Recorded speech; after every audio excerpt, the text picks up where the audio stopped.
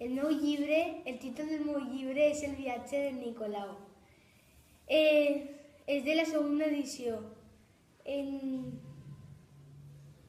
És de l'editorial Altamar.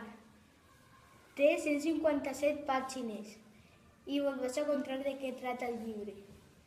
El llibre trata d'un xiquet anomenat Nicolau que la seva passió era anar a l'Àfrica. Els seus pares no volien, però al final per fer-ho pel seu fill a les vacances van anar a Àfrica. En Àfrica, en Nicolau va conèixer a un xiquet d'una tribu africana i van fer-se amics. El xiquet de la tribu va contar-li tota la història d'Àfrica i s'ho van passar genial. Ja està.